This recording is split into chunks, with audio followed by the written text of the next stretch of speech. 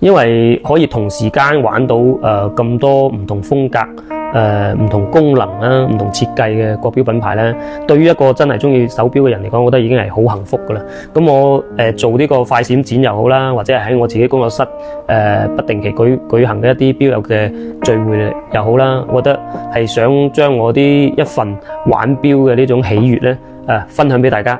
咁亦都希望可能同樣係咁中意手錶嘅朋友咧，可以感受到呢份喜悅。咁盡可能地如果有機會啦，我嘅快閃展係去到你嘅城市嘅話咧，你又咁啱睇到我嘅預告啦，希望有機會同大家喺線下去見面啊，同埋互動啦。帶住呢啲國錶俾大家都喺現場可以玩下啦。